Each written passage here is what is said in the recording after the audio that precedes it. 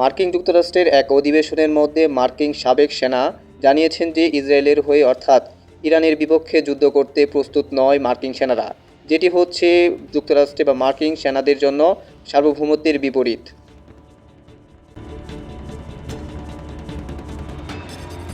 এবং মার্কিন যুক্তরাষ্ট্রের সেনাদেরকে সতর্ক করার কারণে মার্কিন যুক্তরাষ্ট্রের এই হাইকোর্টের মাঝে পুলিশ ডেকে এনে এই কুর্দ কর্মকর্তাকে বের করে দেওয়ার চেষ্টা করে, যার মাধ্যমে সামাজিক যোগাযোগ মাধ্যমে রীতিমতো হতভম্ব হয়েছে নেটিজেনরা।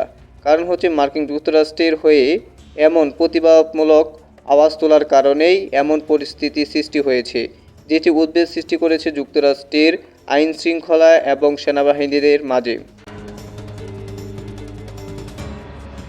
তারা মনে করেন যে ইরানের যুদ্ধের সম্ভাব্য পরিণতি নিয়ে তাদের উদ্বেগ রয়েছে, যেমন সেনাদের জীবনহানি এবং আঞ্চলিক অস্থিতিশীলতা তৈরি হতে পারে।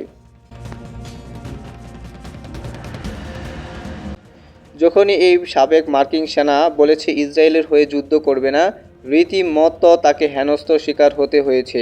রীতিমতো তার হাতটি দরজার মাঝে বেজে যাওয়ার কারণে তার হাতটি মচকে গিয়েছে, যার মাধ্যমে তার হাতটি রীতিমতো ভেঙে গিয়েছে।